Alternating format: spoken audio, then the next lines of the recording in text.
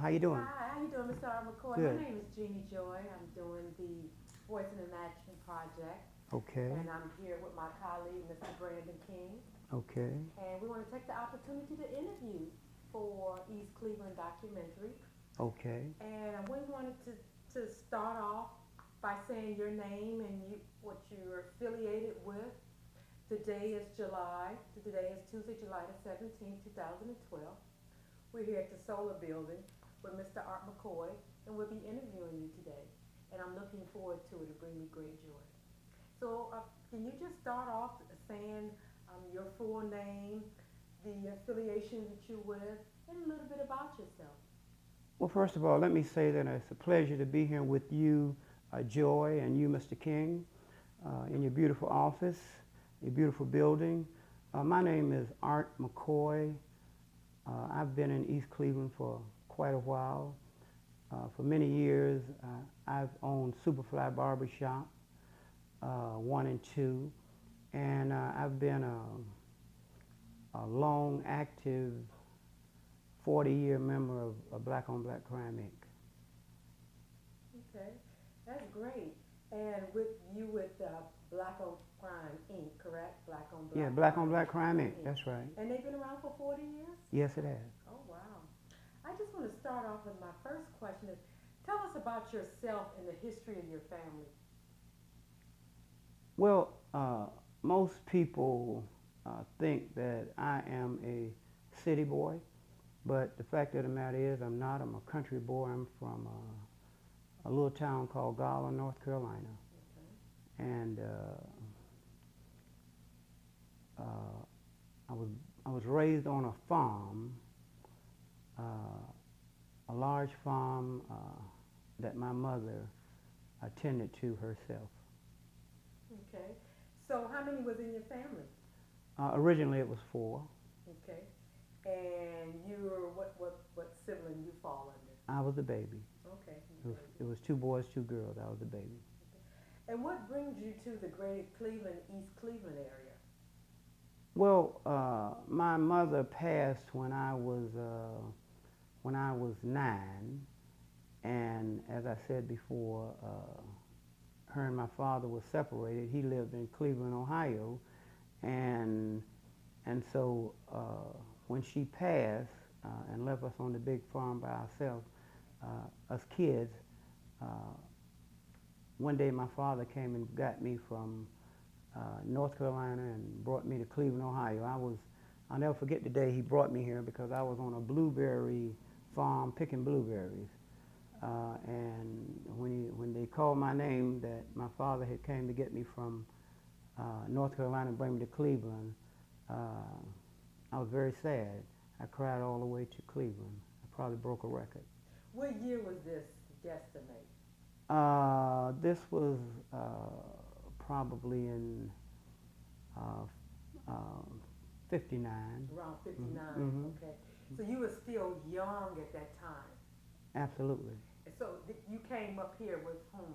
Your father and? I came up here with my father, Norman Aquila McKoy. That was his name. I came up here with my father and his wife, who became my stepmother. Okay. And out of your siblings, you was the only one that came? No, I was the first one to come. The first one that came? Yes, okay. I was the youngest and the first one to come. What was your first experience? Was East Cleveland the area that you all migrated? No,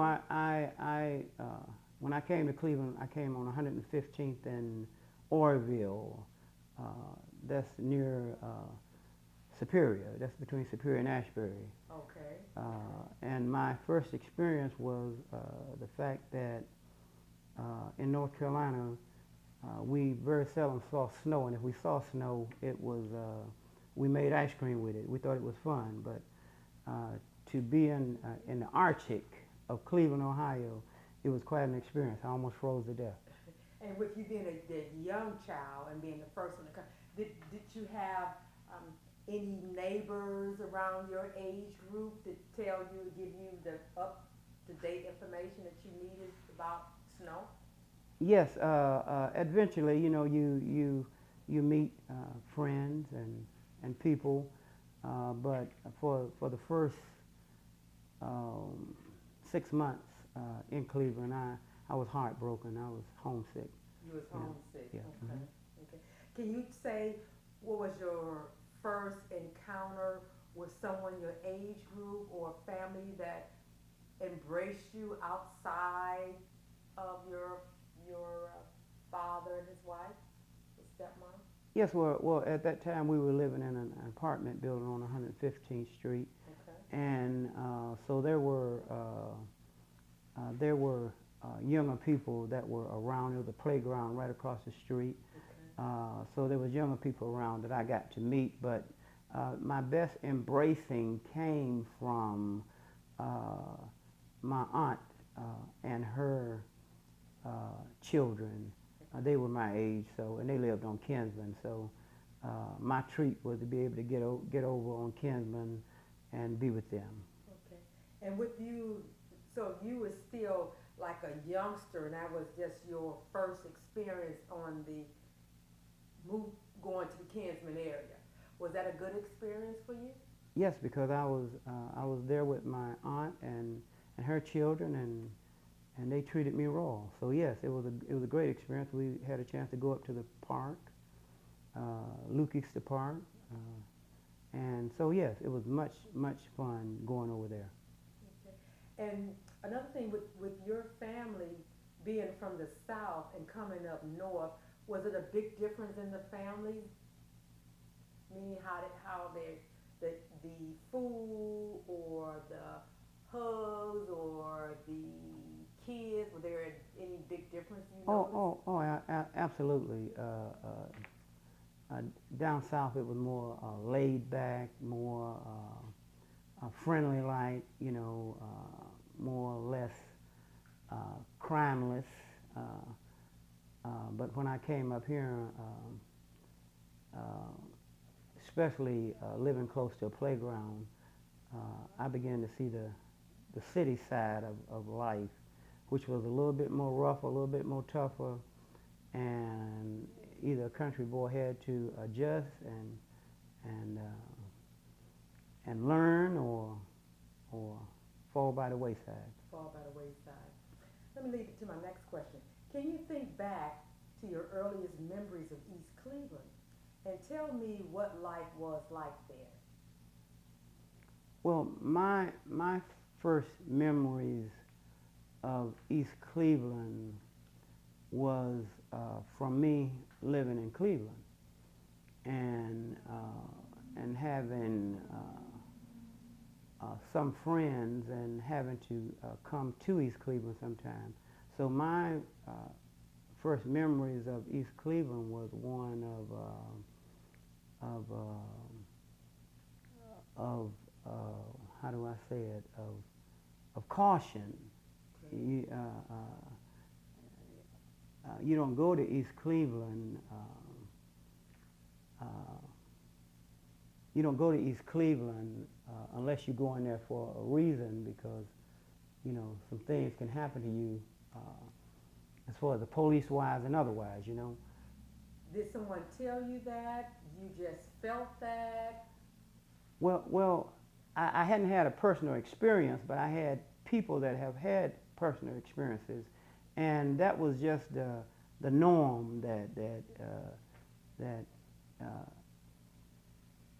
it was best to ride around East Cleveland than to go through it. It was just the norm, That was the talk of the... Yeah, that was the norm. I didn't have a personal experience where I was arrested or anything, but that was just the norm. That was from the outside of East Cleveland. Once my sister started living in East Cleveland, and when she started living in East Cleveland, this was like in the late 70s, early 80s. It was amazing because East Cleveland, the apartment she lived in, you just couldn't get in those apartments without all kind of credentials and being able to satisfy the landlord. So and at that particular time, I would say that it was at least 60-70% white at at that that time time. in the 70s, right? Mhm. Right. Mhm. And when you mentioned, so that was your first lead in to East Cleveland through your sister? Yeah, through a relative, yes, and my father bought a house out here in East Cleveland, and so it was more or less on a visitor's basis. Oh, okay, okay. And with you being here in East Cleveland and having more family here, were you brought in as an adult, or you still was a child when you? No, when I came into East Cleveland to live to stay, I was a young adult. Okay, I would say 19, 20, you know, that age. Yeah. Okay. Mm-hmm. So you just started to get into adulthood. Yes. Mm-hmm. Did Mm-hmm. you ever have a place of your own in East Cleveland? Yes, I had several places of my own, but not as a youngster. Okay. You know, Okay. not in my teens. You know, later on. Later on.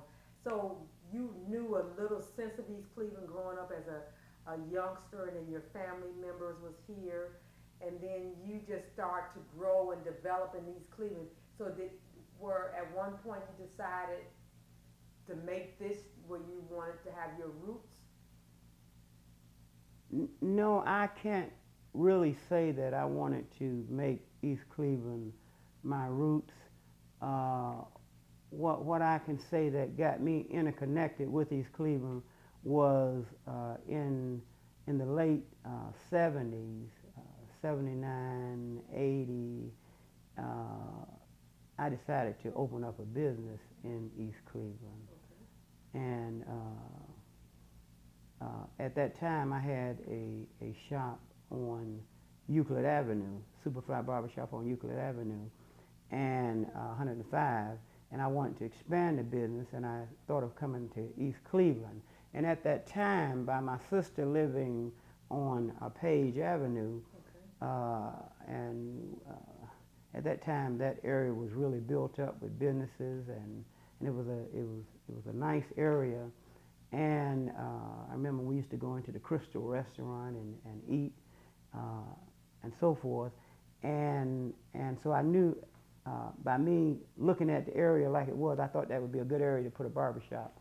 So that's where I put my second shop at, there on Page Avenue in East Cleveland. That was the beginning of me really becoming entrenched in East Cleveland. Okay. Well, how was business? How was life for you back in when you opened up your first or second shop? What was that transition like? Were both of them open at the same time, or were they separate? No. My shop on 105 in Euclid, I had been there for 5 or 6 years before I came out to East Cleveland, and it was an altogether different flavor from 105 in Euclid. If you know anything about 105 in Euclid in the 70s, Winston Willis and the theaters, Scrumpty Dump, and all of that. If you know anything about that, coming to East Cleveland was a whole different flavor. Because in East Cleveland, in the building that I came to work at, there was an exotic pet store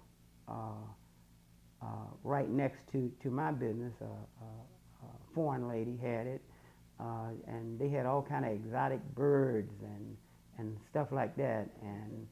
And on the other side of me was a nice delicatessen, and on the other side, some Jewish people had a fish market or something. So at that time, as I said, when I came to East Cleveland to open my business, it was still a great influx of other nationalities in East Cleveland at that time. As a matter of fact, I remember even then, one thing that we learned was not say, don't get in no trouble because you're going to have to go before Judge, what was his name? Judge Adams. Uh, he was the white judge in East Cleveland who ruled East Cleveland. He ruled it, and he ruled it with an iron fist. Okay. And so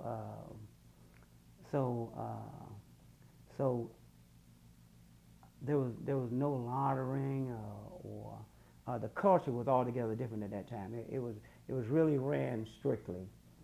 And with your business that you mentioned, your second business, Yes. was in East Cleveland.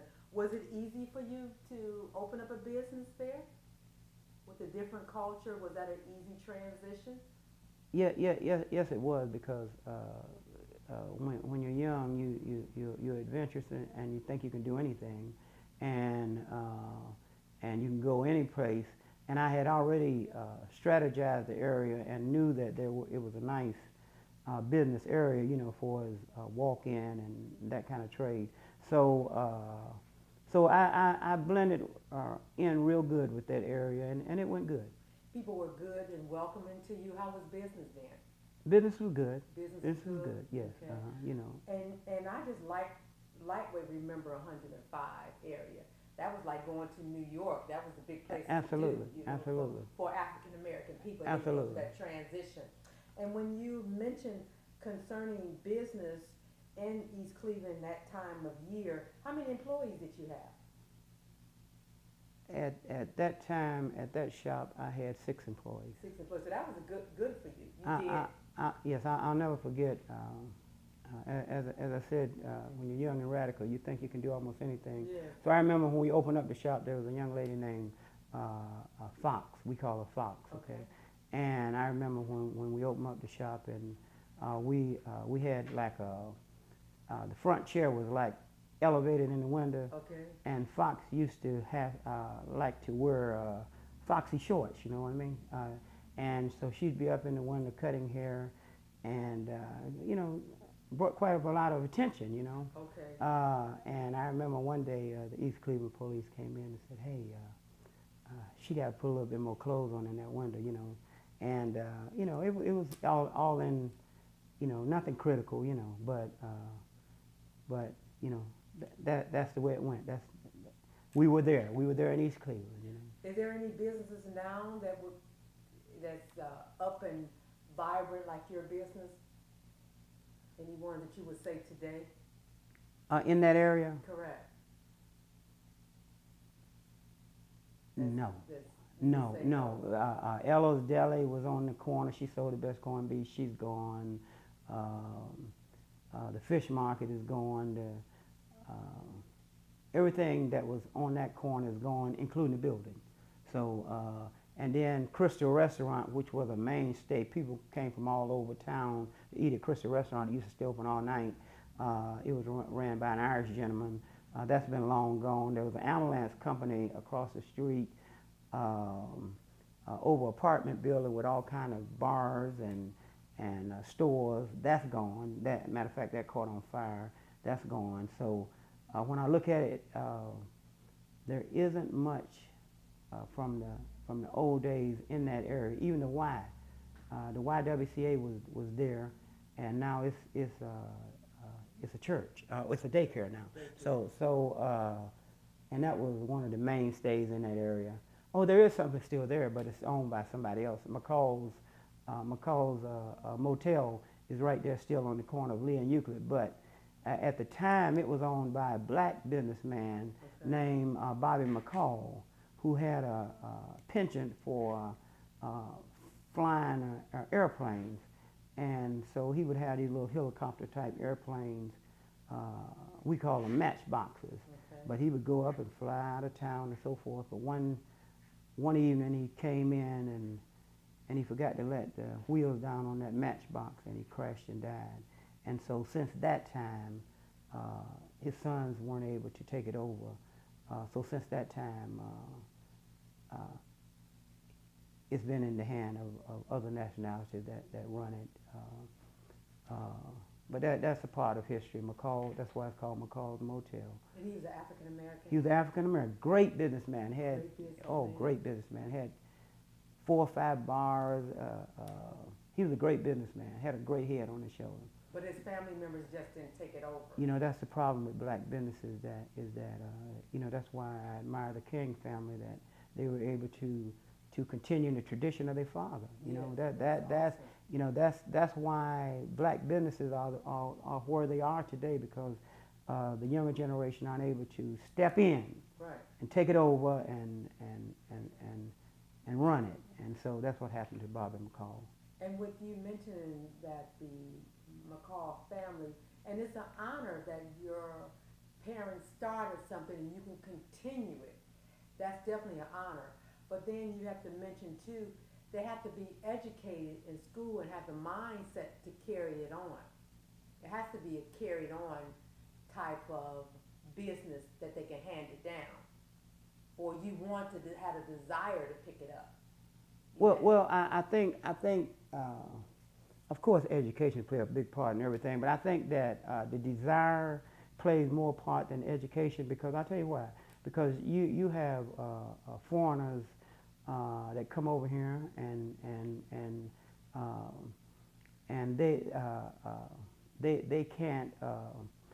they can't speak English. They might not be able to read and write that good, but they can count, and so they can carry on the tradition of business. And to show you what I mean by desire,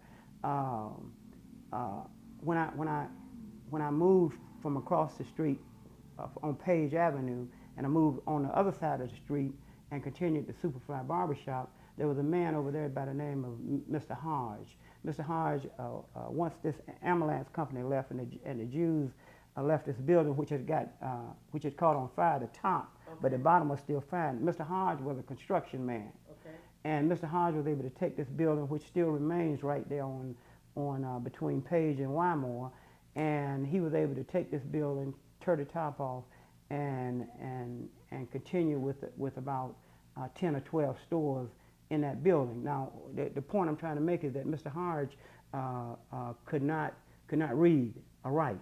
Okay. Yes, sir. You understand? But he was able to he was a heck of a construction guy, and he was able to build his own home, have this great store building, and go on and on. So what I'm saying to you is that there were many people that migrated from the South, and other people who were able to construct and carry on multi-million-dollar businesses, Right. and could not read or write, but they could count. Yeah. So therefore, I'm saying to you that it's not absolutely necessary that you have the tools of education to carry on a business if you have the desire and the wit to do so.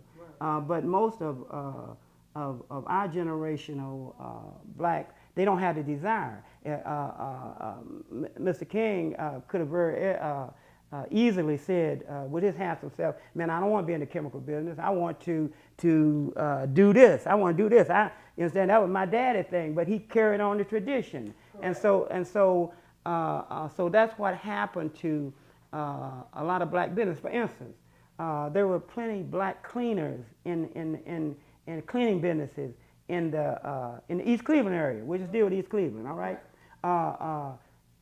Once the people that owned those businesses got too old, instead of their children stepping in, one of their children at least said, hey, I'm going to run this cleaning business, I'm going to take it to another level.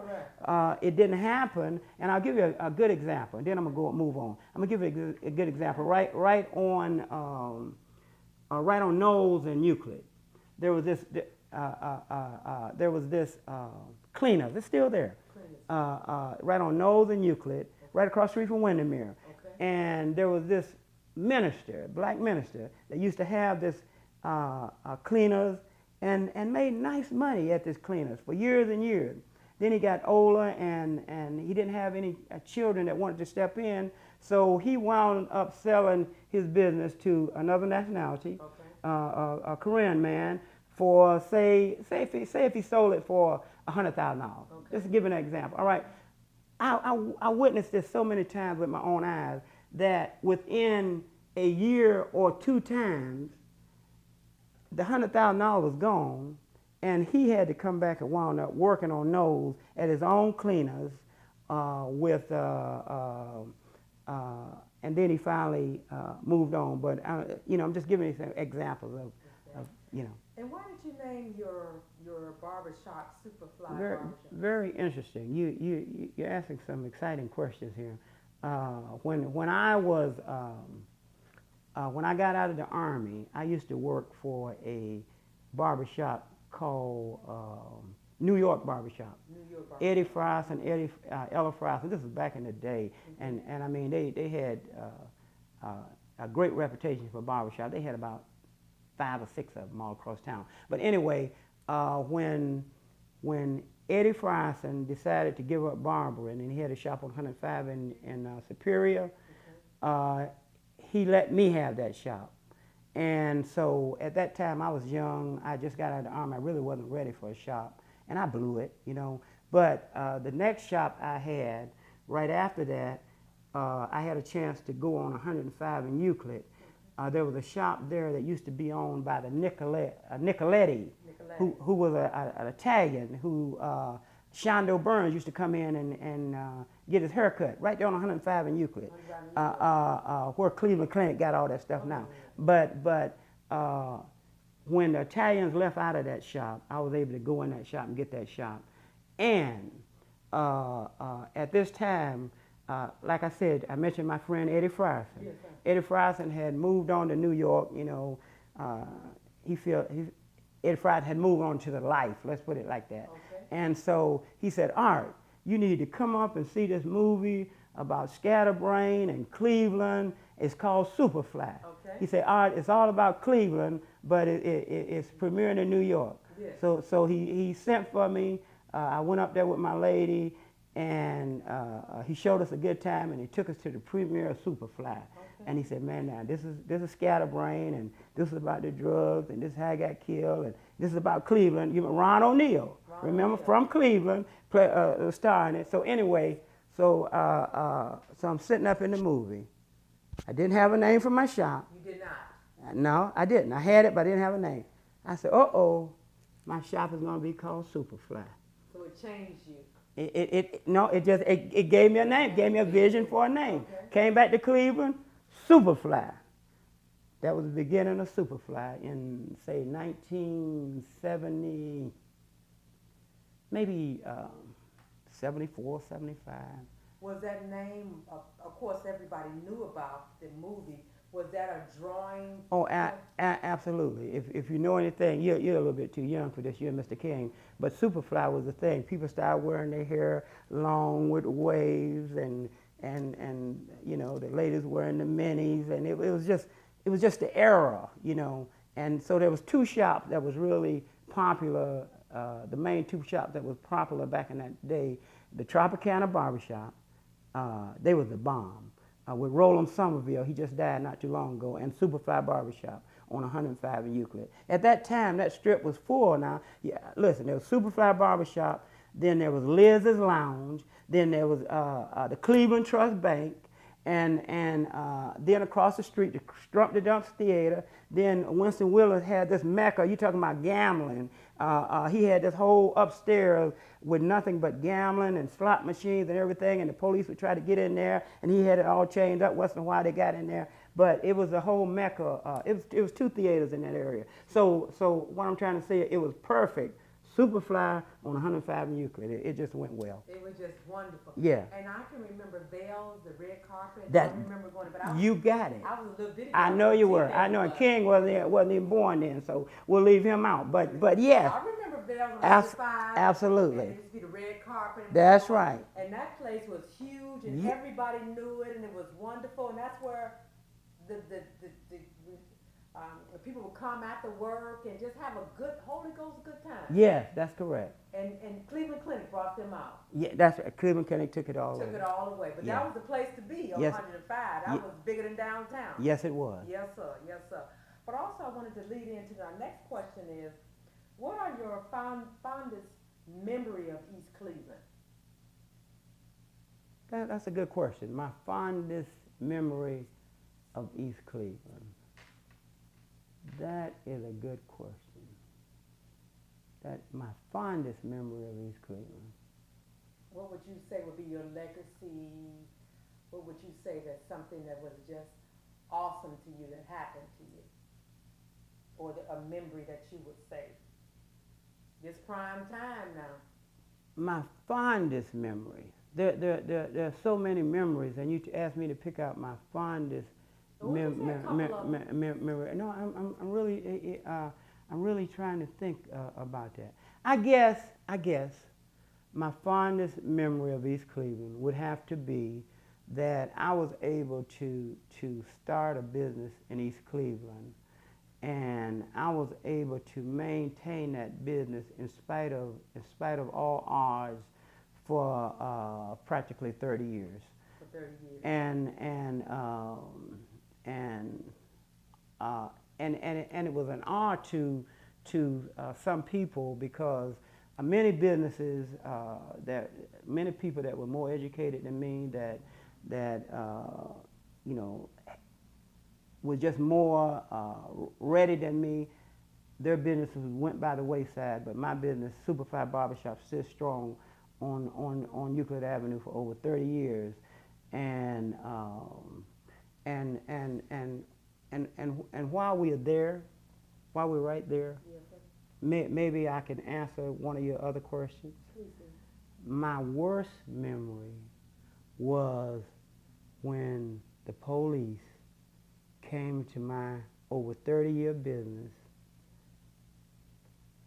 handcuffed me, shut my business down, boarded up my windows, and said drug-free. What year was this? This was what is this, 12? This was, I'd say 2006, 2007, 7, 8, 9, 10, 11. Yeah, about 2006. At least 7. 2006. Yeah. Mm-hmm. And what you just mentioned, that series, was that all done in one day? What? They came in and did everything that was in order? Well, you know, it was, listen, it was done. Here's what makes it really your worst memory. Yes. Because it was done on Christmas Eve. Christmas Eve. So you never forget about a Christmas Eve. So it was done on Christmas Eve, and yes, it was done on the 24th of 24th of December. The next day would be Christmas, and you're talking about traumatized. You're talking about traumatized. That was a traumatic experience. So my best, since my barbershop really brought me to East Cleveland and made me an intricate part of it, that would have to be my fondest memory, because Joy, I'll tell you, in those 30 years, I trained so many young barbers to go on to their own shops and become entrepreneurs themselves. You know, it's just right in East Cleveland, right today. I could, you know, Kevin Denard, right down the street from KD's Barbershop. He was under my wing. Tunde, Hollywood Barbershop. All those people came right through SuperFly Barbershop. And so that has to be my fondest memory, along with the kids and parents. I raised, you know, kids came to my shop, and then they had a chance to grow up and have kids and bring them back to the shop. So that had to be my fondest memory. But I never thought that my worst memory would be that, what I just explained to you. And when you mention your fondest memory, I notice and see that you have the passion for business. Did your business sense or business mind came from whom? Did you have a mentor? Not so much. Okay, I didn't really have. Well, I take that back. My brother is the one that got me into barbering. Okay. All right. So he was my mentor, even though he didn't stay in it as long as I did. He went on to become another job. I'm trying to think of the name of the job he went to. But the whole thing is that's what make it even more phenomenal, because I really didn't have that much of a mentor. It was by trial and error that I was able to and hard work that I was able to succeed and keep it going. When you mentioned about having a business position or business mind, do you think education helped? Oh, absolutely. Listen. My father told me, Norman Aquila McKoy told me, he said, son, go out and get as much education as you can. You understand? You need it. I need to have much education as Brother King got. You need that education. You understand? And down south, you understand, they preach and practice education. Yes, you understand? That's the way to get yourself out of whatever you're in, education. Yes, you understand? But the final thing my father told me, he said, Brother Art, he used to call me Arthur Lewis. He said, Arthur Lewis, there's no fool like an educated fool. So you get all the education you can, and please do. But the number one thing you need in business and in life is common sense. Common sense. Common sense. Yes, So I don't have the great degree of education that I should have, but along with the education that I have common sense, and that's what made me pursuing business. So that's what I'm leading to you with black businesses today. Compared to other nationalities' businesses. They might not have the best education. They might not be able to read or write that weird, but they got common sense. They got common sense and know how to count that dollar. And I'll tell you something. This is my most important point I want to make to you.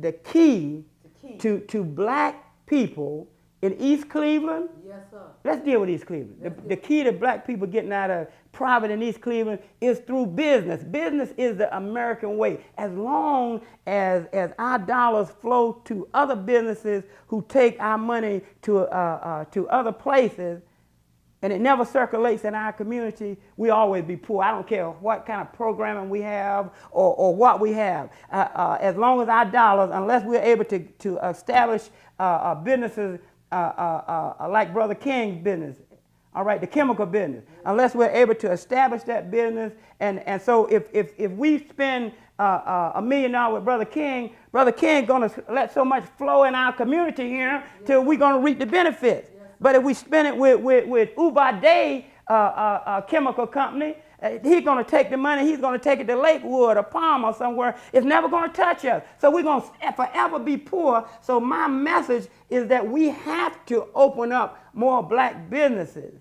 We have to, otherwise our community will always starve. And I do agree, because I was from a proud person from 40th and Quincy in the projects, but I grew up in the projects where everybody had their own businesses, and it's the dollar recycled itself over and over and over again, so it grew. Yes. But like you mentioned, and you really a firm believer, business is the only thing that's going to help us. We can have all the programs that come and go in the world, but you are a firm believer that business is the key. Is the key. It's the American way. And when you mentioned, if you can elaborate on it, and then that can lead me into my other question is, you mentioned common sense. What is your definition of common sense? Common sense is very simple. You don't get it through a degree. You don't get it through.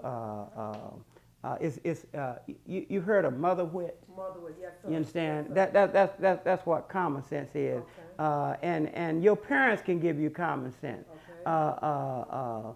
You can get common sense just through common knowledge, but it's a different. I would say it's a sixth sense that you have along with your education. Okay. And as you know of, and then we can move forward. People, we all can testify for this, may not have the education, and like you mentioned before, but they know how to run a business. They know how to count money. They know how to make things happen, because that's what it's about, making things happen. Absolutely. Making things happen. And my question is, in what ways has the city changed over time? It's a two-part question. And in what ways has the city changed over time? East Cleveland changed over time? Okay, I'll tell you how it changed over time, which deals right with the fact you need some water, which deals right with the fact that why the organization that I helped co-founded, Black on Black Crime Inc. At that time was the Black on Black Crime Committee started, because back in the day, when you all don't know nothing about this, but there was a day when the stores on Cedar and Euclid, you didn't have to have bars and gates up to the window. You could walk down the street. A pretty lady like you with your family could walk down the street and window shop and not worry about nobody knocking you in the head or anything like that. You could. The schools didn't have bars up to them or people searching them, guards.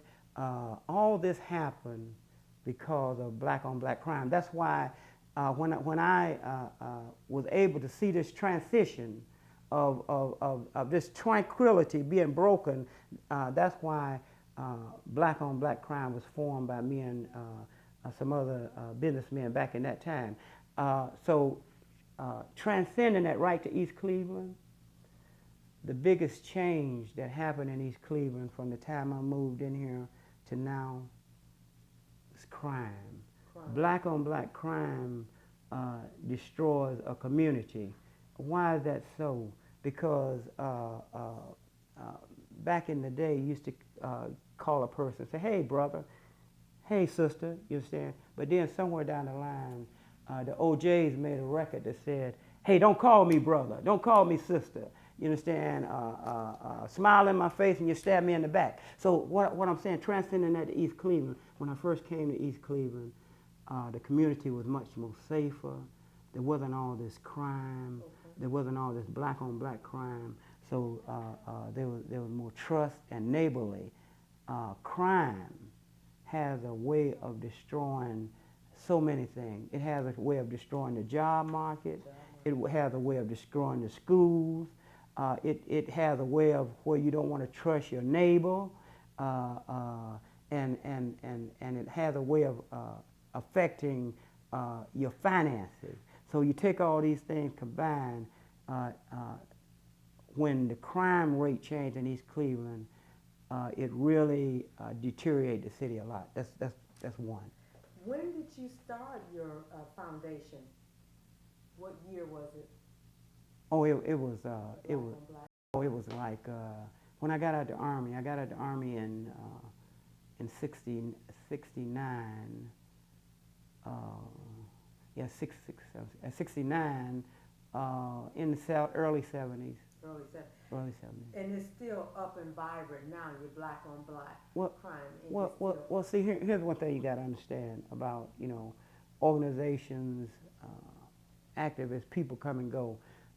If it's not in your heart, then then it's not going to last. You can be up and rolling for a while, but if it's not in your heart, you're not going to endure for a long time. This is in my heart. God put this in my heart. And you're the founder, is that correct? I'm one. Yes, I am the founder that's still active in it. Yes. So you're one of the co-founders. Yes, I am. Co-founders. Yes, I am.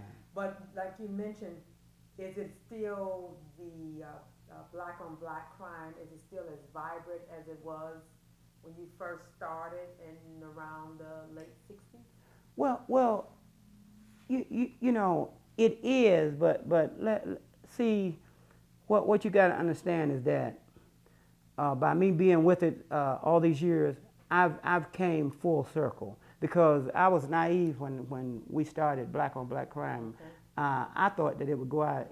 I thought that it would go out of business. Okay. I thought that the streets would become safer, and crime, the murder rate would go down, and everything would go back to where it was. Okay. But what as I come to full circle and realize as I get older that every time that we've made great impacts in getting the crime rate down and the murder rate down and things stable, the powers that be always have a force to come back and wreck it all over again, because they don't want a black on black crime to stop. They don't want murders to stop. They don't want our community to get out of disarray. So they'll always come back with something. I'm gonna give you one example.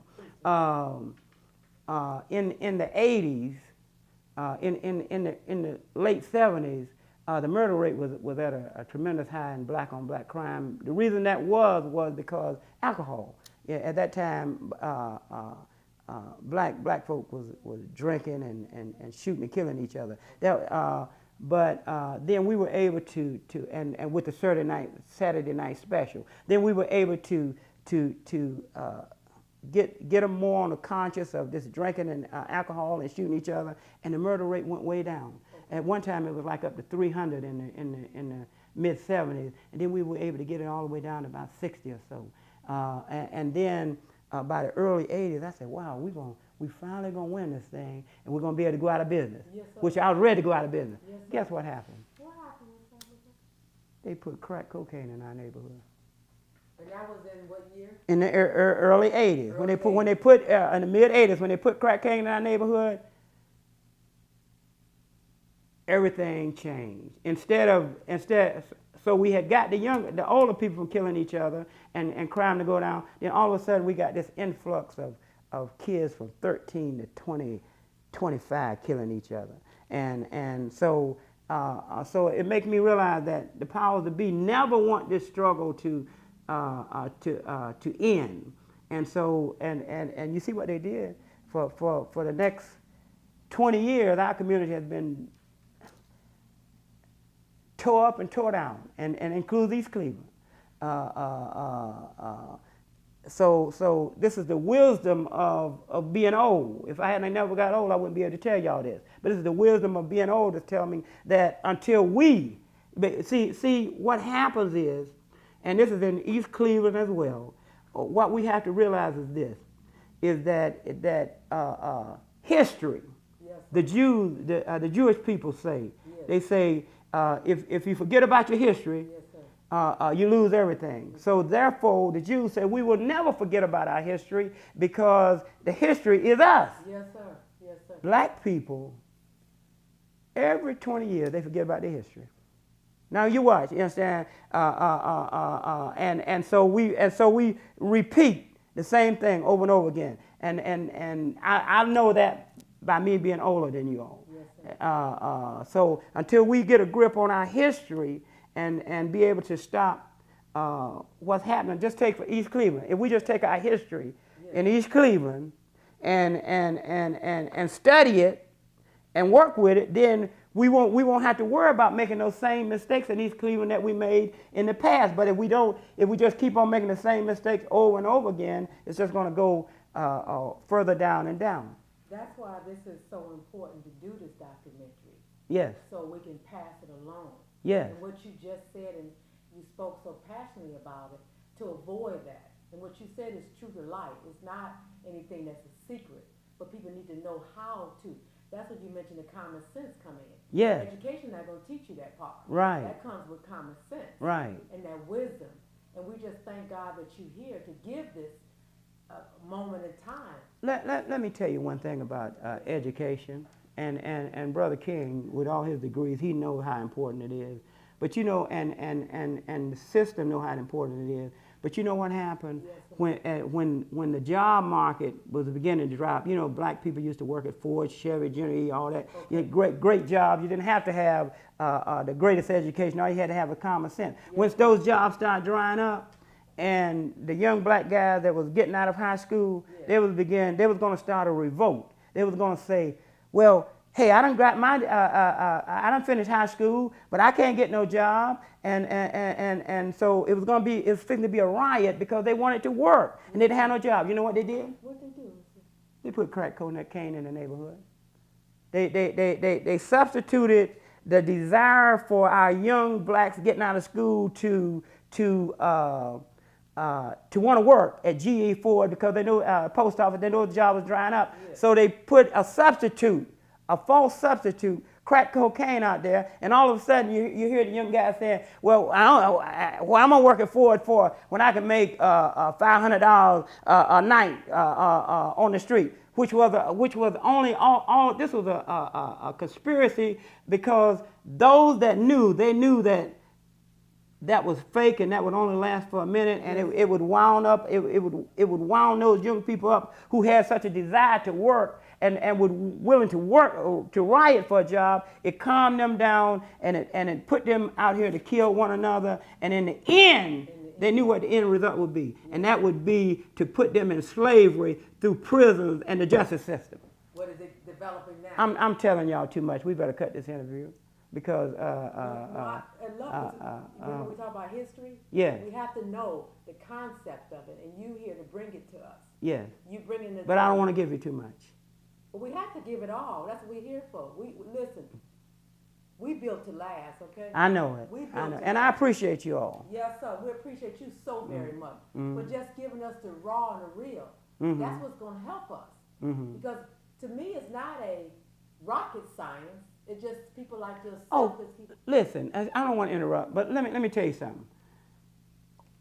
If black businesses, and we need black businesses, yes, I'm not jumping around, but if black businesses could mold themselves after King's shoes up there on Superior and Euclid, yes, sir. and King's fashion, yes, sir. They would understand the model.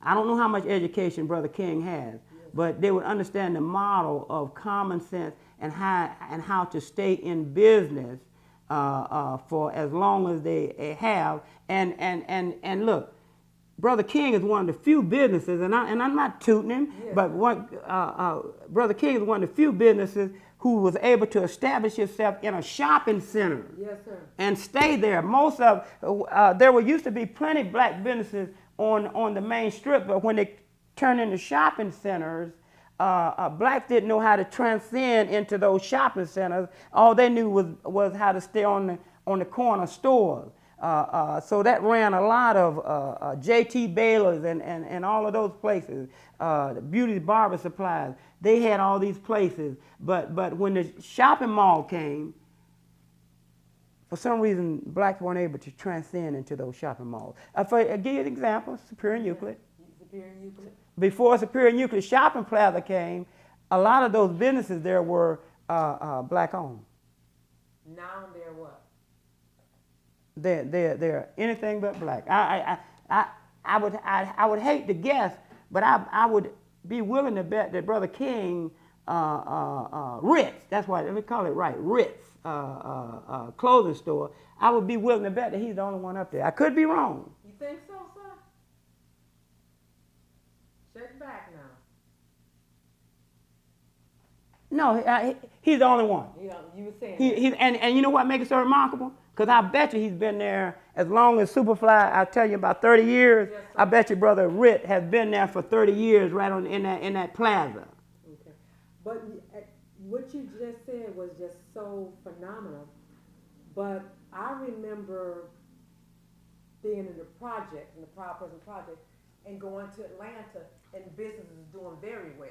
Yes. So I understand East Cleveland is totally different, because I don't think East Cleveland had that great foundation. Yes. Like Atlanta. Atlanta had history of money. Yes. Big money, and people were willing to move you forward. Yes. So East Cleveland never had that great foundation. That's right. They could have, but East Cleveland didn't have that foundation. So we can't compare the difference. But I'm saying it can be done, and I've seen it being done, that business is doing very well. So I just thank God that I had an opportunity to see both, being from business That's to right. business in Cleveland, 40% in the project, and going to Atlanta. Those people are serious about business. Yeah. But they have a good foundation. They had people there of color who had the business mind, not all education. Yeah. But had the business mind and would look for businesses like a King business to support and help grow. Yes. So they did more partnership. Would you agree or disagree? Absolutely, absolutely. Okay. Being a Southern boy myself, you know, Yes, I agree. sir. Yes, sir. From North Carolina, surely. Yes, sir. And with you being from the South and coming up north, you know the difference. Even being a young person, you know the difference in the people. It is a difference. Oh, absolutely, there's No a difference. question. There, absolutely, there's a difference. And my other question is, how has, and this is a two-part question, how has race or racism impacted you personally? How has that race and racism impacted you? I'll tell you how. And again, sometime because when I was growing up, I used to take on a theme of I think his name was Jimmy Dean. I was crazy back then. It said live fast, die young, Yes, and die with a handsome corpse. Okay. That's over your head, but for the old school, Jimmy Dean was a great actor, and that was one of his sayings. And I used to think that. I used to think that I would never, that live fast, die young, and die with a handsome corpse. But through God sparing me to live a little bit longer, Yes, and to have a pretty straight mind, not that great, but a pretty straight mind, Okay. and a little physical ability, Okay. He have showed me that, remember, that I was born down south, Yes, sir. and my mother taught us, I have a single mother now, she taught us, she said, now I'm gonna pretend you're pretty light skinned, but you're not white, but I'm gonna pretend you're white. My mother taught us as very young that when we see a white woman do this, don't look that woman straight in the face, you understand? And when you see a white man, you look down and say, yes, sir, no, sir, okay? All right. Those were survival skills of the South, because if you didn't, you wound up like Emmett Till, Yes, you understand, looking up at a white woman because he was from a different, up north, Okay. and not knowing the survival skills, he wound up getting hung and lynched. That happened to many, many brothers and sisters down south, okay? So you asked me about racism, so that same little lesson Yes, sir. that I learned down south, Yes, sir. I brought it here. Okay. You understand? And so even right today, I might say yes, sir, no, sir, and not to the degree that my mother taught, but it was the fact that just because you were moving up north, racism was a different shape and form, but it was still racism. And the biggest racism I encounter up here is the judicial racism.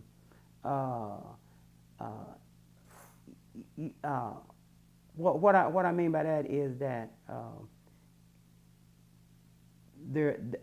racism, there are more people incarcerated. If any day you go down to the court system, you'll think it's a black world, because that's what you'll see in there. When you go before the judges, you'll see mainly white judges with black robes giving out whatever. And so what I'm trying to say is that even though I came from down south where they was hanging you, Yes, sir. you understand, you had to go to the back of the restroom, and you had to go to the back of the kitchen to eat, and Brother Rob here might and spit like that and then serve you your ice cream. Right. Coming up north, it was more subtle, but racism still exists, and it exists right today in the same way. But the judicial system is the main way that I have seen racism play out in my personal life. Do you have a mentor? Yes, Dr. Martin Luther King. You know how he became my mentor?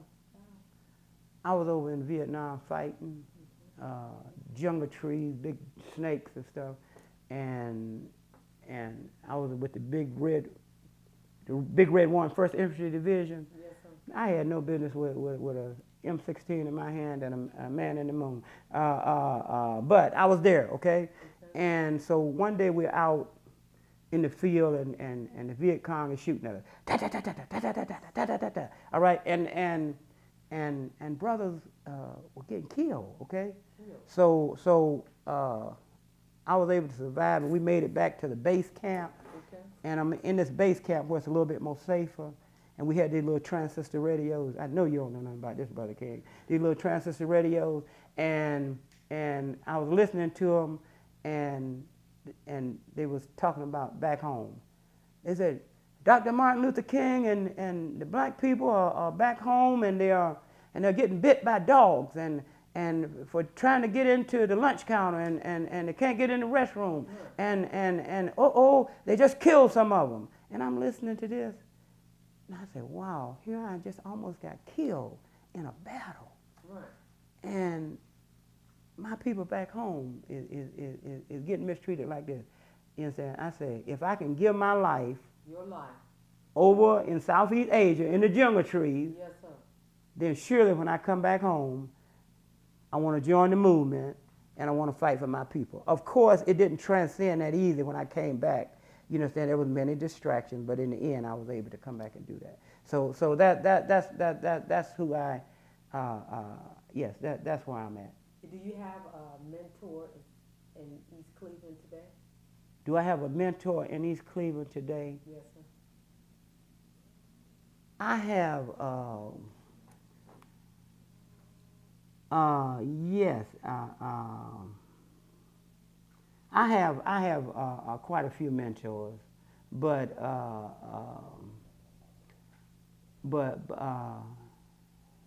I use quite a few people as my mentor. As a business mentor, I look up to Brother King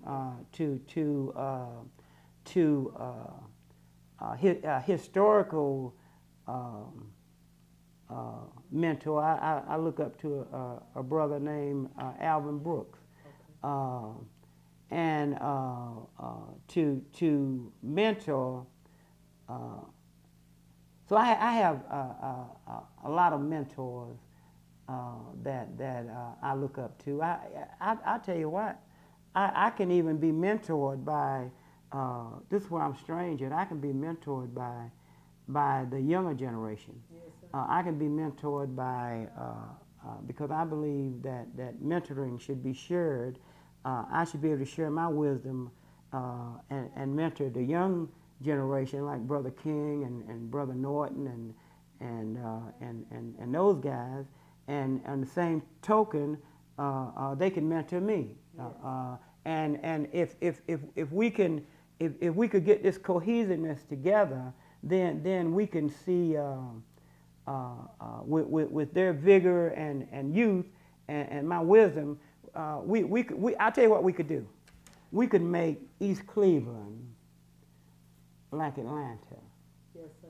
Yes, sir. You just spoke of how businesses, how black businesses were in Atlanta. We can start right here with this black business here, and we can make. There's no reason why every neighborhood has to be businesses all by others. Yes, sir. You say, who said that we can't cook, clean, have laundromat? Oh, who says we just start small and grow right back up? You're doing it every day anyway. Yeah, we're doing it every day. Every day.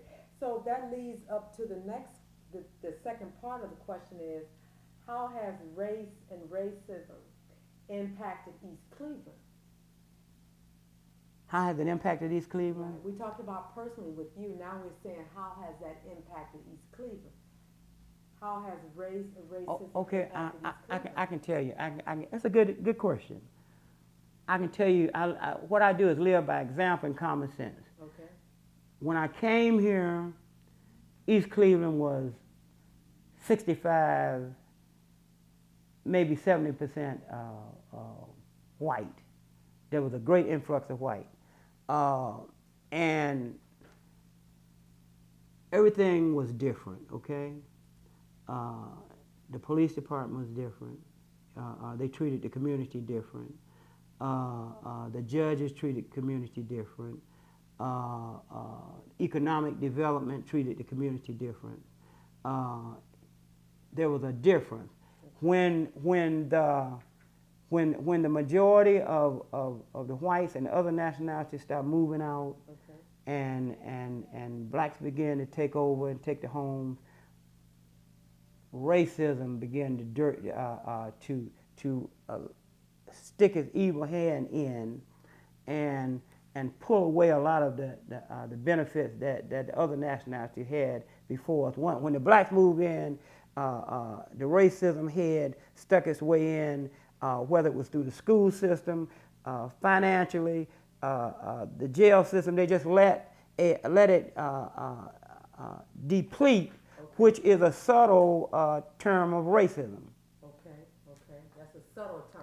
Yes, of yes, racism. yes. Okay. And a blatant form of racism would be that when blacks moved in and the police force was still mainly white, the hell they cast on blacks at that time was another form of racism. And that would lead to my second question is, how has inequality impacted you personally, and how has it impacted East Cleveland? How's what? Inequality impacted you. Equality? Inequality. Inequality. Correct. Yes, Impacted yes, you yes. How has it impacted me? personally and East Cleveland. Okay. It's a two-part question. Okay, all right. Inequality, I won't let inequality affect me to the point that I will succumb to what I have to do. But as far as inequality, as far as my finances, and inequality as far as when I really wanted to have some property or something in East Cleveland, Okay. not now, but later on, Yes, sir. inequality really played a part in it. But being from down south and having been through all this, I have not let inequality affect me. It has slowed me down. It slowed many you down. times. It slowed me Okay. down. Okay. And it has hurt me financially. But at this point in time, I won't let nothing, inequality or nothing stop me. Now, as far as the city, inequality has played a great role in the demise of East Cleveland. Okay. When the black community came in, inequalities started happening, and you can see right today that inequality has devastated this city. You can tell it. But it seemed like you're stronger now than before, you feel, because you mentioned you're not going to let it stop you or slow you down. In what perspective are you saying that, stopping you and slowing you down? I'm saying that in my life, Yes, sir. it seems like, and I imagine that this happens with a lot of black men. I'm just gonna say black men at this time. We can be going strong. We can be accomplishing things. We can be moving forward and trying to do the right thing. And it seems like there's just something about equality that will take us from having 50,000 to having 20,000. Now, I don't know why. You don't know why. But it happens, and it happens over and over again. So I would have to say that that's inequality in my life. Okay, but do you feel at this point in your life you are stronger because of wisdom, or you were stronger back in the day when you just did things, meaning that you were more hands-on, you just let things flow? I was, that's a good question. I was probably stronger back in the day. because I didn't really because I really didn't I didn't think of consequences and you know, I was more apt to take risks, and but I'm not sure if that's stronger or just braver when you think about it. But I'll put it this way. Yes, sir. I'll put it this way. This is the best way I can put it. I am older today than I was in my youth. Yes, All right, but today I still have the vigor of my youth as far as continuing to fight. So when you look at it in that sense, I'll say that I'm stronger today. sure. And Mr. McKoy, well, just speaking with you and you having the passion, you still have what it takes to fight. For sure, correct? You still have what it takes to fight. Listen. I here's what I believe. I believe that God. Listen, if I was, if it was up to me, Yes, sir. I would be like, I'd have 2 Cadillacs and living up on the hill. Okay. If it was up to me, Yeah. really, I'm serious. Enjoying the good old American life. But it's not up to me. God, for some reason, put this passion in my heart to fight for our people, and it's a unthankful battle part God put me in, because many times you misunderstood and talked about and ridiculed and they just don't understand. Yeah. But so it's a thankless position, but it's a position that God put in my heart, just like He put a position in your heart to record history. Because if you don't, and all this history get away, then we're not going to be like the Jews, remembering that history is the key. We're just going to be lost. So that's why. Well, I'm not going to take the credit for it. It's Dr. Rhonda Y. Williams at Case West Missouri. That's good. She's the person that's the lead. I'm just taking a bit and piece to take the opportunity to go out in the community to interview. And I have a passion for having our history be told. And that's why I took the lead to be able to come out and ask people like yourself to put your narrative in a Voice in the Action project, because I believe in us knowing our history and not everybody else telling us what we need to do.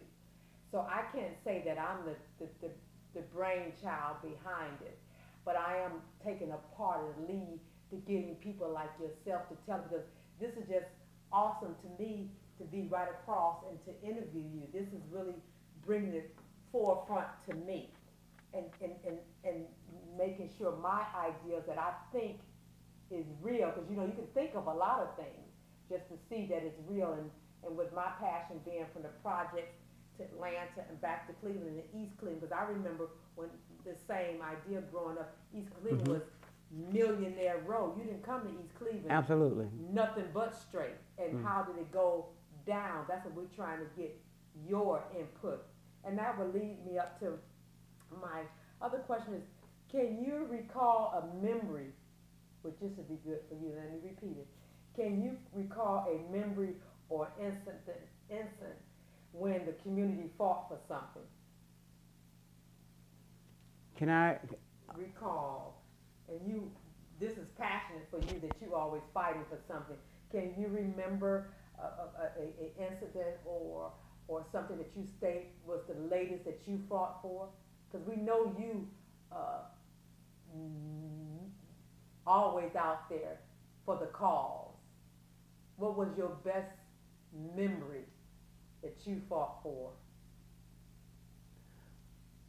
Well, I could give you a lot of memories, but let me say this first of all. is that when you do this history piece that you're doing, Yes, sir.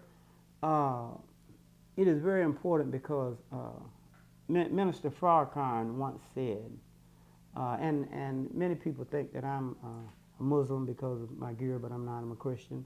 But Minister Farrakhan once said that he could travel all around the world and be treated like royalty, Okay. like kings.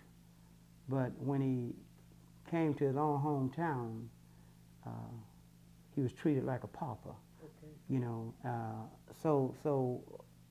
when I reflect on myself in East Cleveland, Okay. I sometimes I feel like that is that that I can go all across the country and be treated like a king, but sometimes when I come to East Cleveland, I'm treated just the opposite. And but that doesn't stop anything. That's why it's good that you're doing the history of people.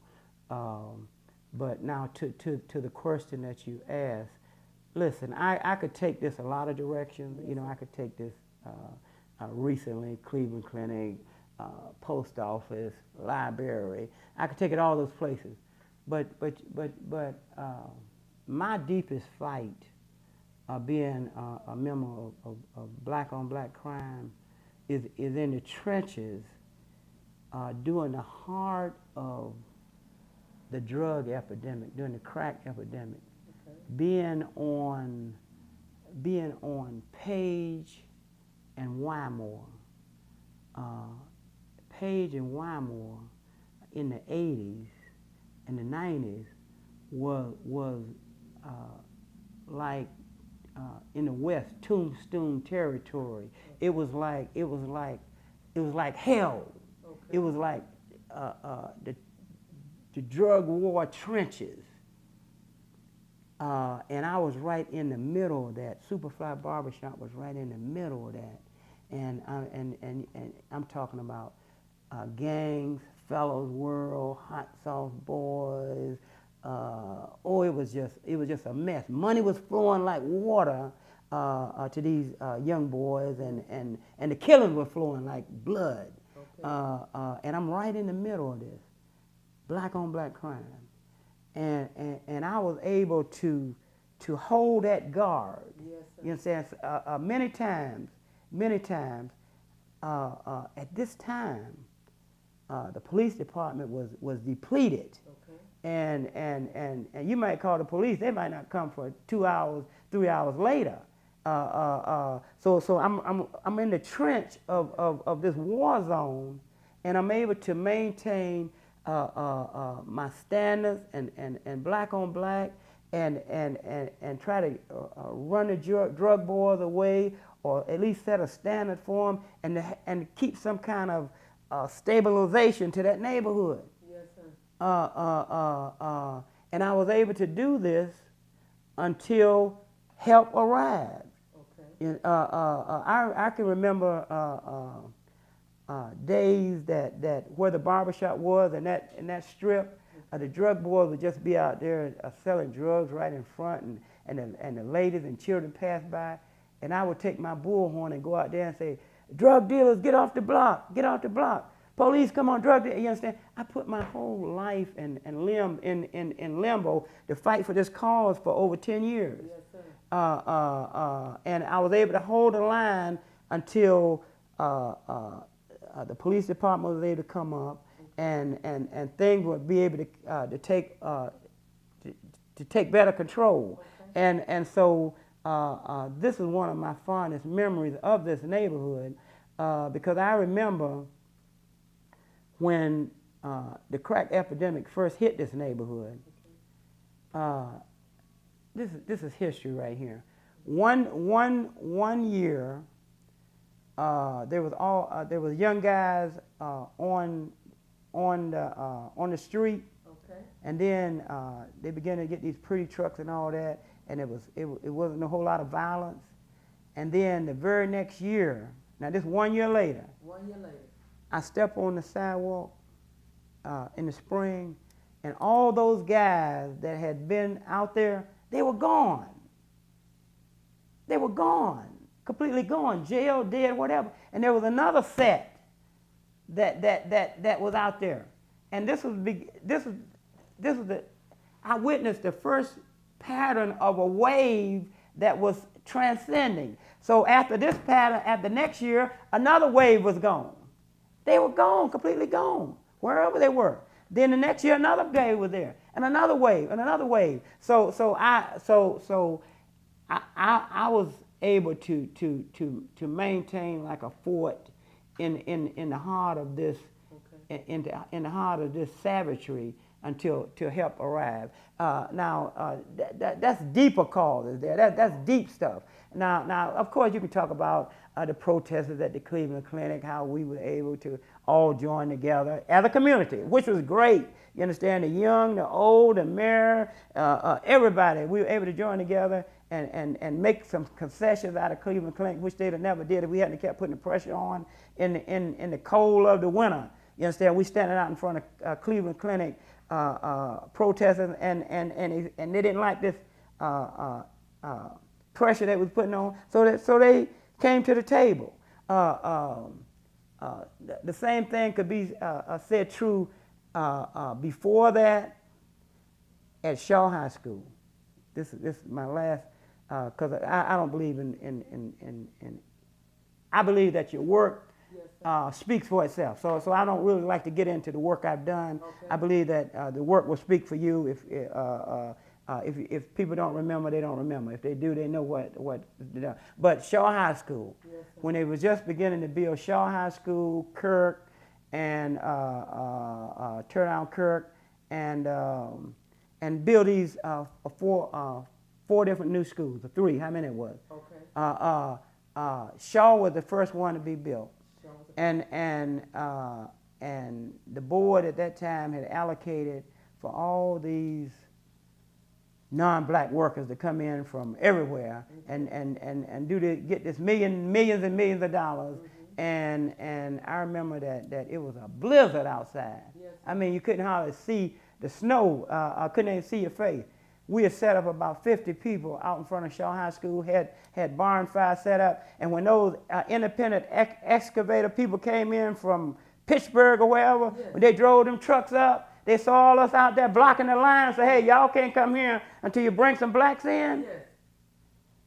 They turned around and went back. And we were able to hold that line for about a week, and by that time, the police department and everything got involved. But it was the first line of defense, and we were able to get some jobs and to touch the consciousness to get some black contractors, some haulers and stuff to be on that job. So it did work. It did what the results it worked, but it could have worked better. Okay. You understand? Nothing is perfect, but it did work. Okay. And like you mentioned too, just to piggyback on a couple of other feedbacks that you gave me. You actually had Cleveland Clinic to listen to you when the pressure of the people came on there. Absolutely. Absolutely. That was something that you was pleased with? Yeah, absolutely. You absolutely. Were pleased with that? We were pleased. Listen, in a battle, especially in the struggle we're in, you're never going to be completely pleased, okay? Because the struggle is too hard. Once in a while you get completely pleased. Okay. But in this case, no, we weren't completely pleased because we didn't want the hospital to go. We didn't want Huron Road to go. We needed that hospital, and we still need it. Okay. Don't get me wrong, we weren't pleased, okay, but either we be pleased that the city was able to get something, or we be pleased and keep the pressure on and get nothing. So we were pleased that they did give us something, okay, but we weren't pleased that they left, okay? Correct. But with the land being empty now, is there some type of development to your knowledge to do something with that land? That's where the political people have to come in and tell you. I can't tell you that. It's a nice piece of land, but we needed a hospital there. Okay. We needed a hospital there. Definitely. And when you mentioned that you had a week protest at Shaw High School for more African Americans or people of color to come in to get some of the money and do the work, were you pleased at that in that case? Yes, we were pleased, but not completely pleased because, again, if we hadn't did anything, we wouldn't have got nothing. Okay. Yes, sir. But and this protest went on for about a month in the cold. Okay. But if we hadn't been if we hadn't did it, we wouldn't have got nothing. Yes, sir. But because we did it, we got the black contractors and black workers and some East Cleveland workers. They got jobs. Okay. So it did work. But you know, one thing surprised me about that protest was that when we got a chance to go to the table and listen to the contractors that was doing the job, you know what they said? They said, listen, we can't advocate for you all. You have to advocate for yourself. So in other words, they said, we weren't going to do nothing if y'all didn't come up and advocate for yourself, that we weren't going to do nothing. So they say, we weren't going to advocate for you. If you don't advocate for yourself, you're going to get what you get. So that's why that was a lesson learned. I said, wow, all the board at that time, they're all gone now, but all the board, all they had to do was advocate for us. If you don't ask for nothing, you ain't going to get nothing, right, Mr. King? So that was a real strong lesson learned there. All the protesting and all the fighting for people's rights, that was something that was a shock to you to hear that, or you never heard it that way? I couldn't believe that in a black community that we had, and with a school board and the way it was set up, that no one had advocated for us. Okay. Let me lead on to the next question. How have the surrounding institutions and cities impacted East Cleveland?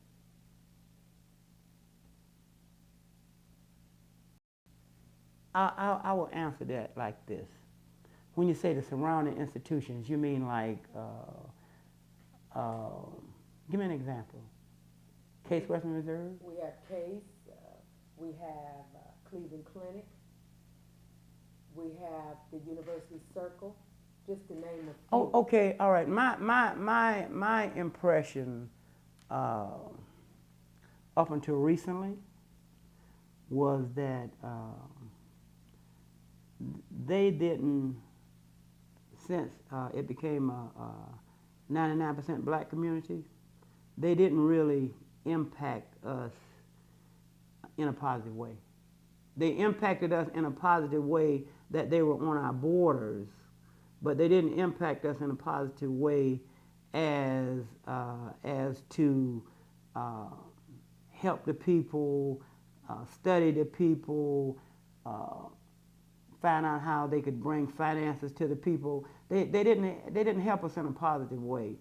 But recently, I see where they are beginning to try to make a positive effort into helping the city of East Cleveland. But I haven't seen that for a while. What about, just to name a few, you have Euclid as a surrounding area, you have Cleveland Heights as a surrounding area, you have Cleveland going underneath the bridge. How have those cities impacted East Cleveland? Well, negatively, if we want to deal with history, when during the right after the Huff riots, okay, when they was beginning to change Huff around, a lot of the people migrated from the Huff area into the Page, Wymo area, and they became and they were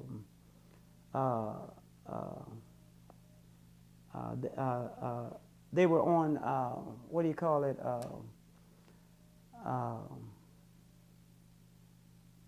They were on fixed housing.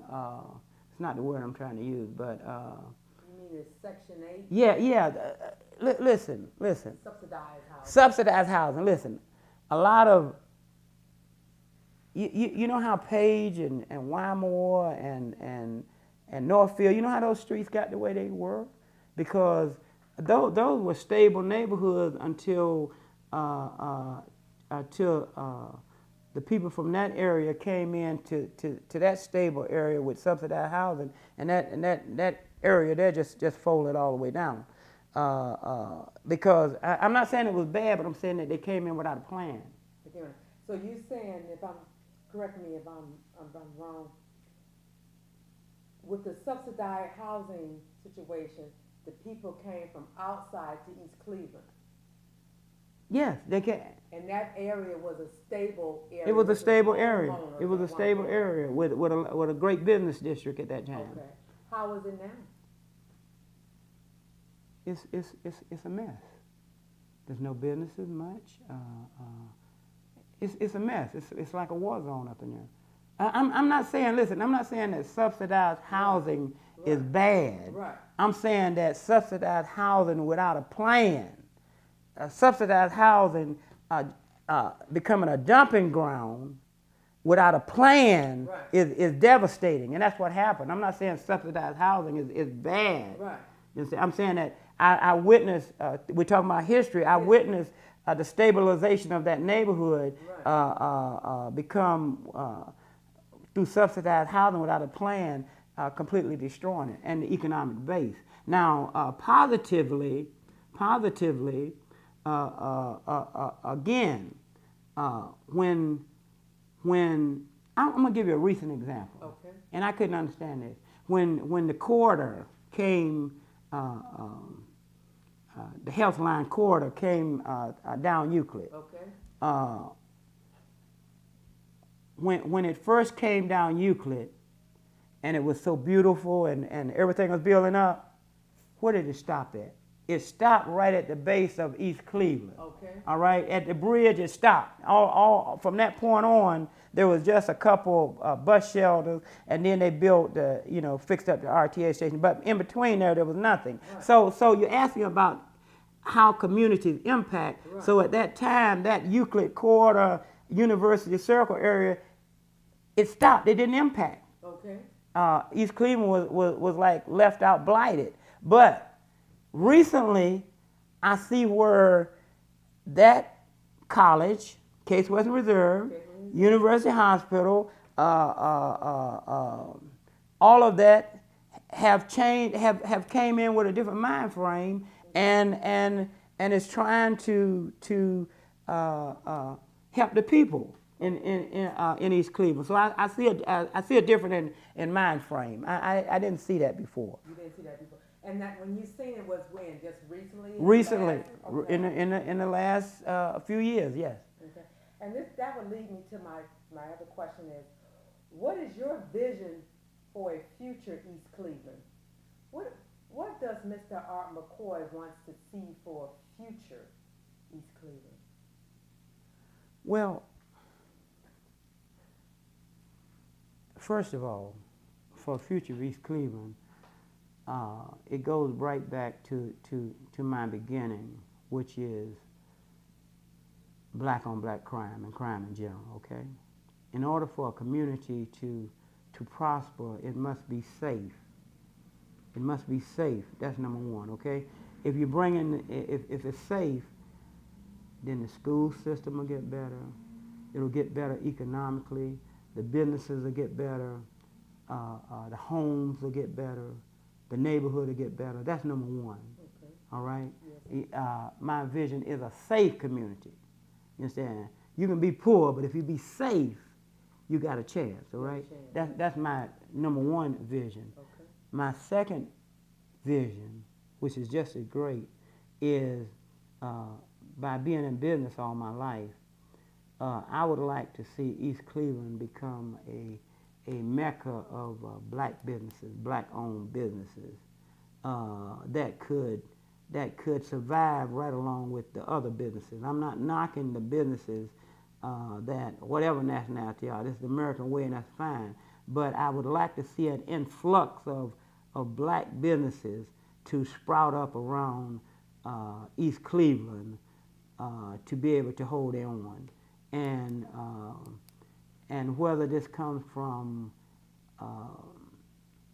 some financial aid or education on how to run a business, or the belief that they can run a business, I would like to see East Cleveland a little Atlanta. And it can be done. Yeah, that's what I'd like to see. You would like to see that. And the second part to the question is, tell me about a major issue that need addressing in order to better your neighborhood, your community, and your city. Tell me about a major issue that needs to be addressed. A major issue? Oh, there's so many, but I'll give you one. Okay. I noticed that in our city, first we had a very bad abandoned housing thing, vandal housing. We were able to kind of get that under control, and vacant properties. But I see an underlying problem that is kind of being overlooked, that if we overlook it, we could secure what we're doing now. Okay. And that is, since we have targeted and worked on getting rid of abandoned houses and etc., okay, there's an underlying problem in which the city could really hold the line on. Yes. There's a lot of homeowners in East Cleveland that are right at the brink, okay, of falling down or standing up. Okay. What I mean by this is this. Like, I don't know you personally. I don't know where you live.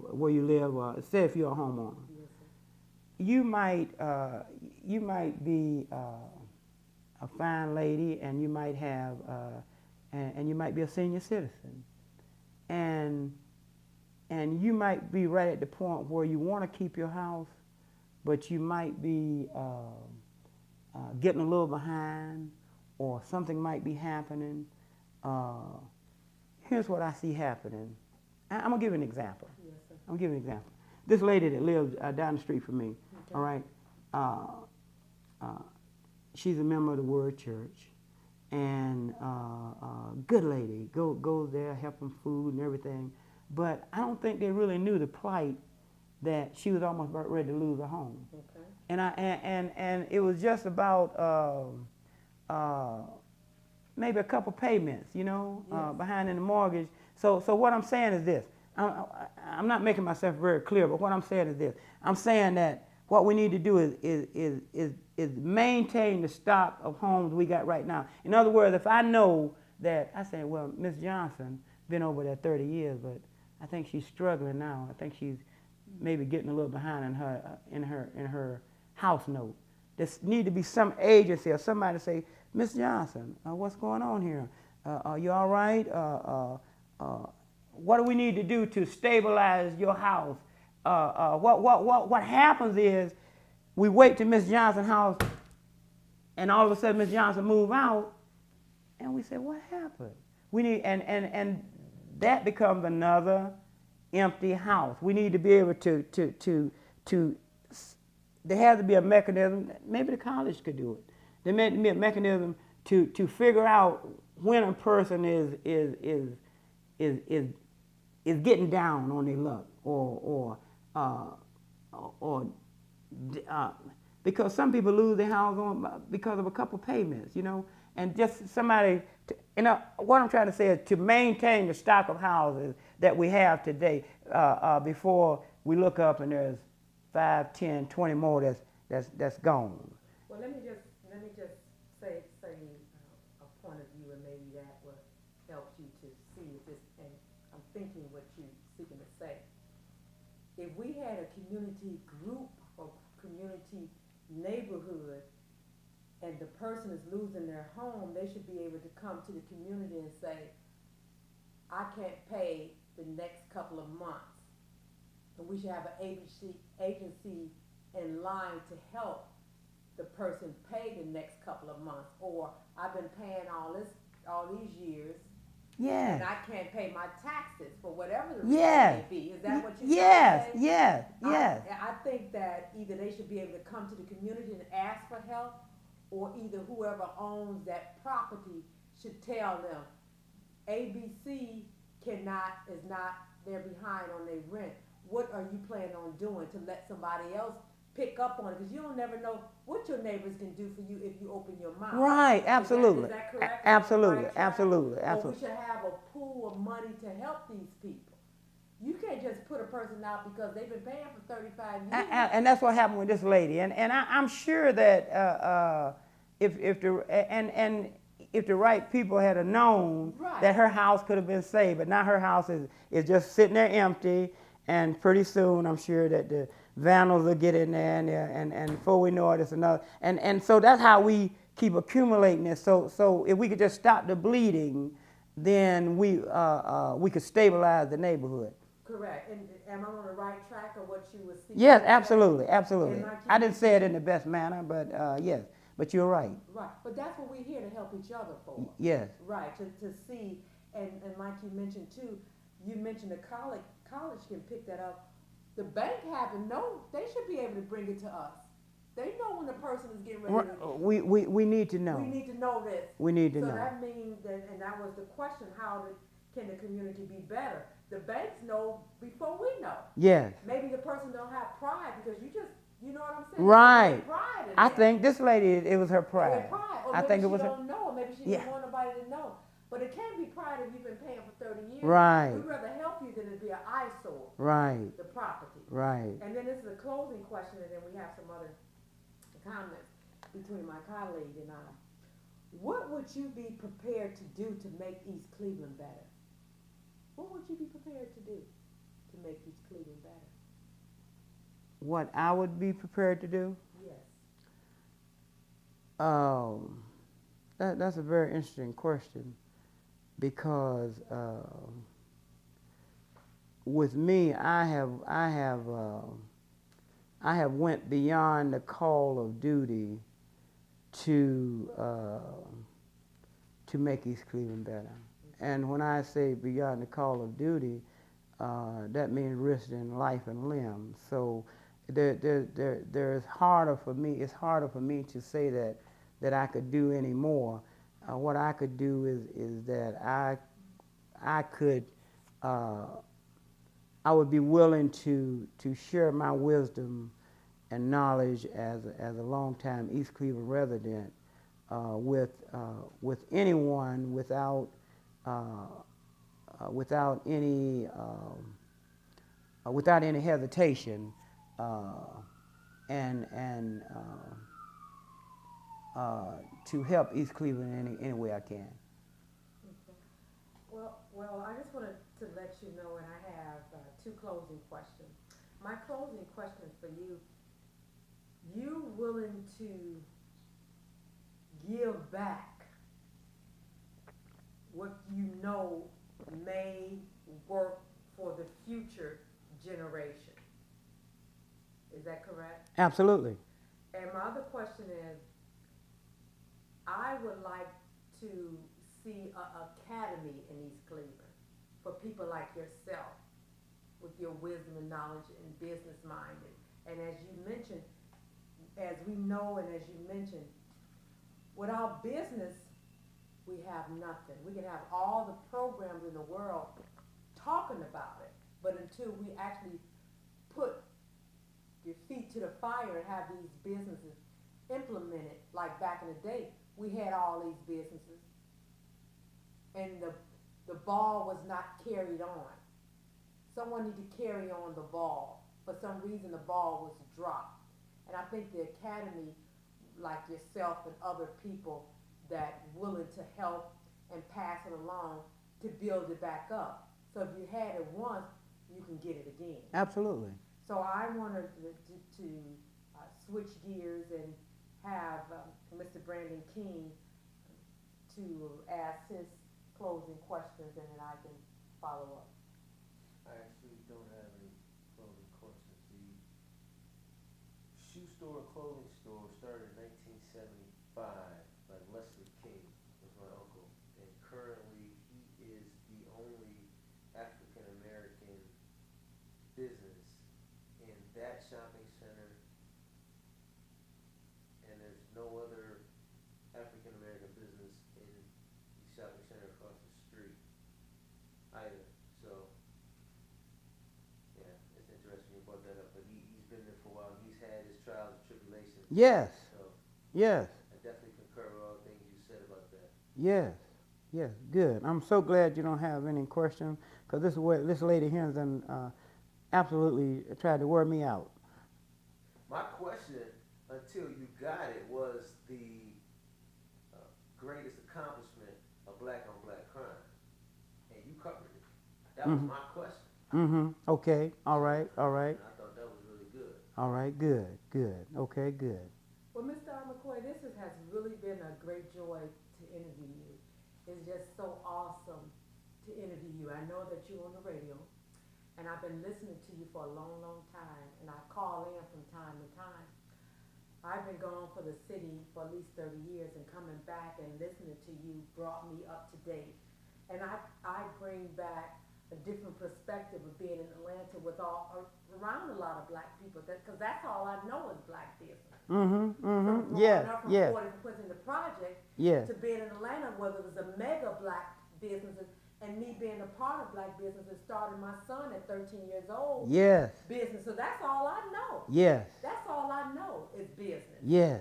So with you being on the radio and me listening to you and others, I respect you. I really respect you. I respect anybody who in business, because it's not going to be easy by no stretch of imagination. But it can be done.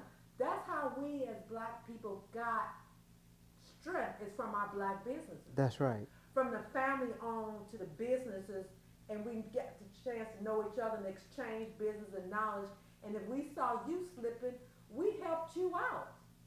And it's not a isolated rocket science to understand this. It's pocket science to me. If I see things need to be done, and I have a wisdom, because I'm in the position to understand and know the difference, and I'm in marketing, if I can see some things that needs to be done, I'm going to say it, and I do it every day, all day, because it's not costing me anything. It's actually helping me and helping the community if I see some things. So I just want to say simply say thank you personally, just for being on the forefront and fighting for us. And your name is definitely power. When I said, I'm interviewing Mr. Art McKoy. You interviewing Mr. Art McKoy? I said, yes, he can be reached, and he does return my call. So you responded in a timely manner, and we kept it moving until this day. So I'm just so floored just to be able to be in the same room with you. Hey, Joy, you are a very persistent lady, and so therefore I think that Rhonda and the college and everybody else, they've chosen the right one, because you won't take no for an answer. And also, so congratulations to you, because we need you to record this history. Now, I will, that is my goal in the latter part of my career, is to rally black businesses together. That is my ultimate goal that I'm working on right now. As a matter of fact, my radio show that will be coming up in August, it will be all about rallying black businesses, advertising black businesses, pulling them together, networking them together in a way that in this town that hasn't been done before, and tying history into it and bringing it right up to speed. So that is my ultimate goal. My show, by the way, in closing, my show, by the way, will be called Art McKoy University, the show, because Joy, I understand that you might have your associate, bachelor's, or master's degree. You might even have your doctor, PhD, or DDT. But Yes, sir. you have not been to school until you came to the Art McKoy's University show. Because I will get your medulla to thinking, and it's all about the show. I repeat that the show is called the Art McKoy's University because my daddy told me, he said, Arthur Lewis, he used to call me Arthur Lewis. He said, Arthur Lewis, I want you to get all the education you can, Yes, sir. but in the end, there's nothing like common sense because there's no fool like an educated fool. So tune in to my program, Art McKoy's University. I don't care if you've been to Case or whatever college you've been to. CSU, you haven't been to school and you haven't had all your degrees until you come to the Art McKoy's University. Thank you so much. We want to thank you so very much, Mr. McKoy. That was a powerful Art closing. McKoy, We're just going to Before you be close, able let me to ask you one say- question, because I was just thinking about this. The coming through East Cleveland my whole life, you come through the 80s and then into the 90s, and you've always been black on black crime. Now, I remember gangs growing up, and then they changed. Can you talk a little bit about that? Do you remember the DDs, the Brick City Outlaws, the In-Laws, some of those gangs? Yes, And then you go into the 90s gangs. yes. Total different gangs. Absolutely. A whole different gangs and whole different gangs and a whole different set of rules and a whole different set of standards and morals, low down. So yes, I definitely can. But I'll tell you something, Brother King. You bring up a very interesting point, and you want to make me go very deep, because I'll tell you something, Brother King, and this is where myself and a lot of activists disagree at, but they know I'm telling the truth. In Cleveland today, I don't really believe in gangs, and if it had been up to me over 20 years ago, we'd have stopped saying gangs. I'll tell you why. Because I've been to New York, Chicago, LA, those places. They have real gangs, all right? But in Cleveland, not counting the gangs that you're talking about, but in Cleveland for a long time, we haven't really had gangs. What we have is a system that promote gangs. Because if you keep saying the gangs are coming, then they'll come. The same way you say the drugs are coming, they'll come, all right? So I said a long time ago, hey man, y'all stop saying the gangs, because all that's gonna do is increase the gangs. That's gonna increase the young guys that start saying the word gang. And here's what happens, Brother King. The reason I don't like that word gang is because a gang will scare a neighborhood to death. In other words, if me and you coming down the street, King, and I know this for a fact, me and you coming down that street right there, and this Sister Joy say, there's a bunch of thugs coming, Art and King.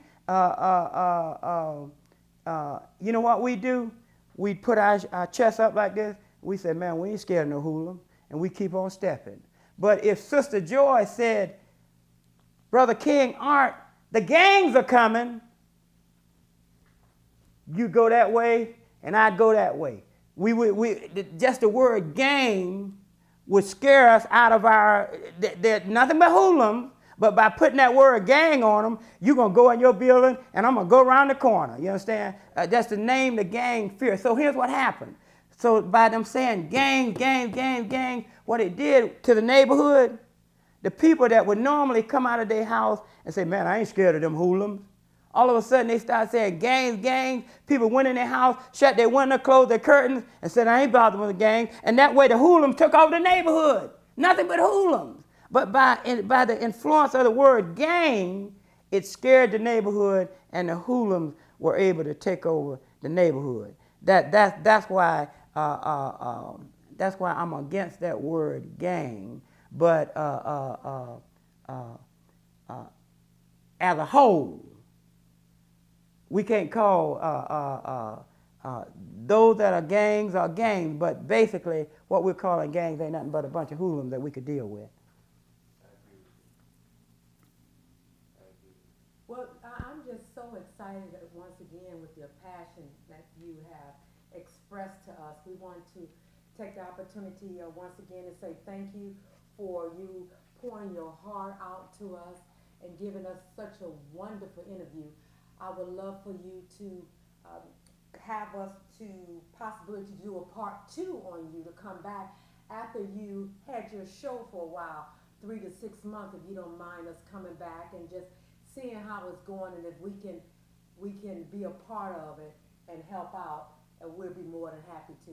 So we just want to close it at this point to say much success, all the best, and much success in your radio station here in the Cleveland area.